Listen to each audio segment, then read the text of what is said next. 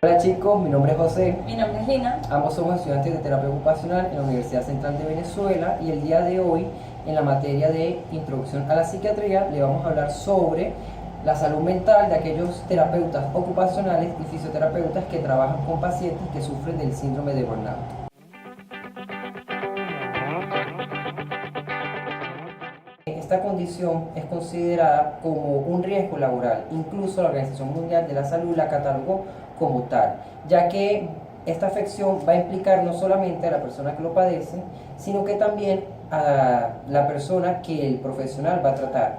En el caso de nosotros que somos profesionales del área de la salud, debemos de saber que no solamente el médico va a tener una desvalorización de su personalidad, sino que también el trato hacia el participante va a ser totalmente diferente e incluso puede llegar a ser agresivo con el mismo.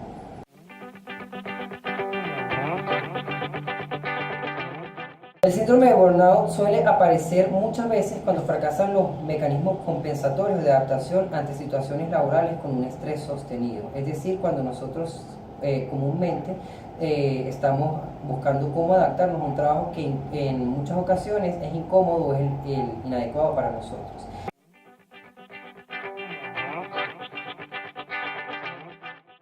Dentro de los factores de riesgo que pueden desencadenar el síndrome de burnout encontramos los factores laborales, los culturales o sociales, así como también los factores personales.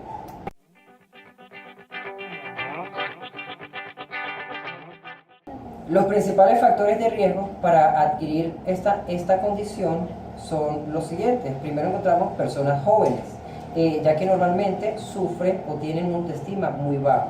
El género femenino, lo cual coincide con lo que mencioné anteriormente, las mujeres son un poco más propensas a sufrir de depresión, al igual que las personas solteras o sin una pareja estable, personas con mayores turnos laborales, personas que tienen una sobrecarga en su trabajo, ya sea para cubrir demandas económicas o simplemente porque el trabajo lo amerita, así como también aquellas personas que tienen una serie de rasgos de personalidad, como por ejemplo personas que sean idealistas, optimistas, perfeccionistas, con expectativas altruistas muy elevadas, un deseo de prestigio y mayores deseos económicos. Son más propensos a sufrir de esta condición.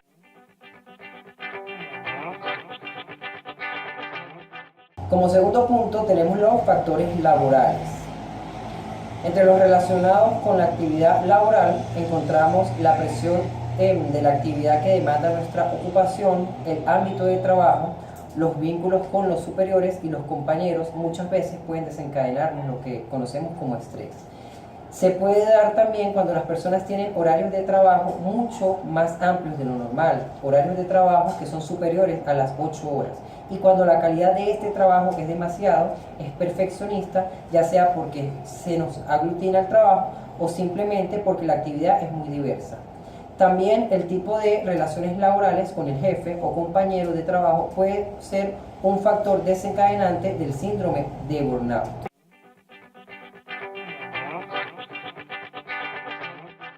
Como tercer punto encontramos los factores sociales y culturales.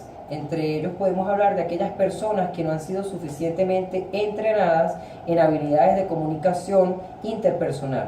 A menudo estas personas pueden ser víctimas de este síndrome, ya que son personas que son muy tímidas o que simplemente no tienen la capacidad de desempeñarse en su entorno. Asimismo, personas analfabetas con una cultura muy restrictiva o simplemente con un abandono. Estas personas normalmente son más propensas a sufrir de una desvalorización. Como cuarto y último punto tenemos los factores personales y todas esas situaciones vinculares, familiares y el impacto del medio ambiente o simplemente del entorno en nuestra vida personal. En las mujeres, además, los movimientos hormonales como el periodo menstrual, el embarazo o la menopausia pueden predisponerlas directamente a un aumento de la sensibilidad y al surgimiento del estrés, así como también la edad, el sexo, el estado civil y los rasgos de personalidad que expliqué anteriormente. Por otra parte, dentro de los factores personales tenemos lo que es la dinámica familiar, una inestabilidad emocional entre los miembros de la familia, los problemas y las discusiones, así como también otros factores pueden predisponer al individuo, ya sea al cabecilla del hogar, como por ejemplo el padre o simplemente a la madre, a que sufran un aumento del estrés.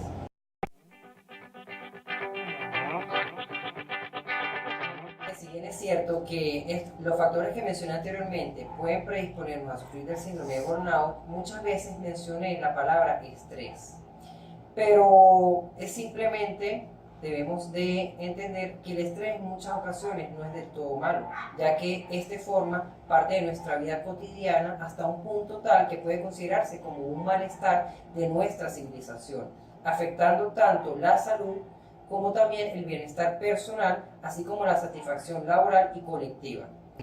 Es por ello que nosotros vamos a hablar sobre los factores que me pueden desencadenar el estrés.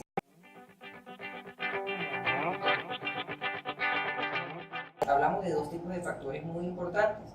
Los internos, como un dolor corporal, enfermedades, sentimientos de inferioridad, problemas sociológicos, entre otros, es decir, tienen que ver completamente con nuestro organismo, así como también encontramos factores externos, que no tienen nada que ver con nuestro organismo, sino que al contrario, se relacionan a nuestro entorno, a lo que nos rodea, aquellos problemas familiares, económicos, laborales, el miedo, el exceso de trabajo o simplemente por problemas que tengamos con los terceros.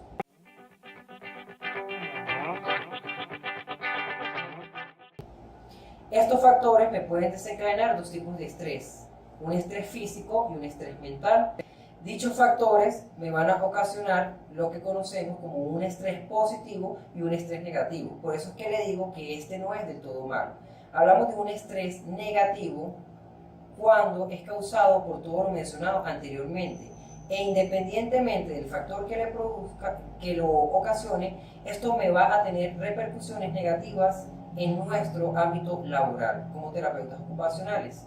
Mientras que el estrés bueno o el estrés positivo es aquel que va a ocasionar una reacción positiva en nuestro trabajo. Es aquel estrés que nosotros como estudiantes tenemos ante una evaluación o ante un examen.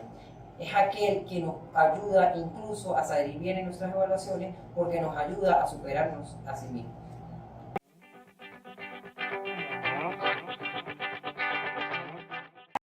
Las relaciones con el paciente difícil. ¿Quién es el paciente difícil? Es aquel que simplemente no colabora durante el proceso de la rehabilitación. Es aquel que produce estrés negativo al terapeuta o al equipo multidisciplinario que lo está atendiendo. Puede llegar a producir una sensación de angustia, rechazo en el profesional que lo atiende.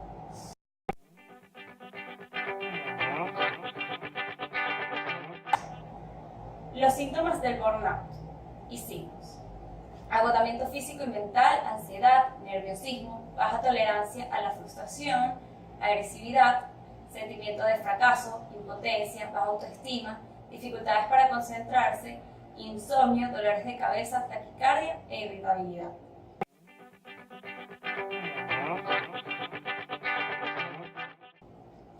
Las tres señales de alerta que nos pueden orientar sobre un posible burnout son el cansancio o agotamiento emocional. Esto es lo que suele aparecer en un primer momento y se caracteriza por una progresiva pérdida de energías vitales y una desproporción creciente en el trabajo realizado y el cansancio experimentado. Esto se puede detectar en personas que permanentemente están insatisfechas, se quejan o son irritables. 2. Abandono de la realización personal. Esto se manifiesta en el progresivo retiro de todas las actividades que no sean las laborales vinculadas con las actividades que generaron el estrés crónico. Comienzan a generarse pérdida de ideales, fundamentalmente un creciente apartamiento de actividades familiares, sociales y recreativas, creando una especie de autorreclusión y aislamiento. 3. Despersonalización. Este es un modo de responder a los sentimientos de impotencia, indefensión y desesperanza personal. En lugar de expresar estos sentimientos y resolver los motivos que los originan, las personas muestran una fachada de hiperactividad, que no hace más que incrementar su sensación de ahogamiento, alterar los episodios de depresión y la hostilidad hacia el medio. ¿Cómo se desarrolla este síndrome?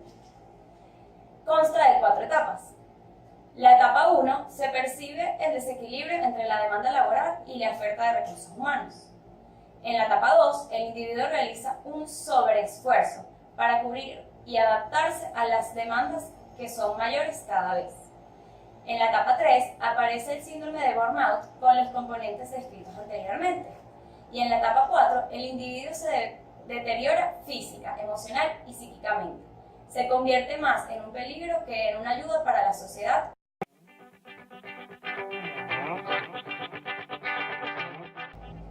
Las consecuencias del burnout se resumen en un malestar generalizado de la persona, expresado en el cambio de los hábitos alimenticios, en el cansancio y las actividades recreativas. Muchas personas abandonan incluso sus rutinas físicas, ya que el malestar laboral se traslada a otros ámbitos de su vida personal.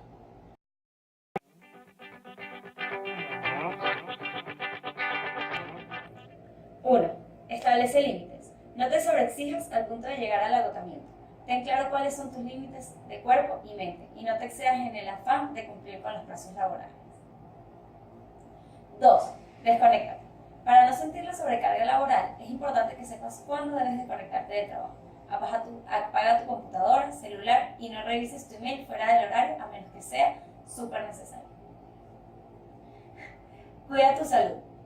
Lleva una buena alimentación y haz algún tipo de actividad física, al menos 2 veces a la semana. Esto te ayudará enormemente para que el estrés no gane la batalla. 4. Cuida tu dinero. Los problemas financieros suelen ser causa muy frecuente de este tipo de estrés. Asegúrate de tener tus gastos controlados para llegar a fin de mes y gestionar tu dinero de forma inteligente. 5. Encuentra un trabajo adecuado. El síndrome de burnout puede ser también una señal de que estás en el trabajo equivocado. Si te sientes cansado y aburrido de este puesto de trabajo, quizás sea hora de que encuentres uno nuevo. Recuerda, encontrar una vocación que realmente te llene será un factor fundamental para alcanzar tu felicidad. 6. Pide ayuda. Si estás sintiendo los síntomas propios del burnout, es importante que pidas ayuda lo antes posible. Consulta a un especialista e infórmale a tu jefe sobre lo que te está sucediendo.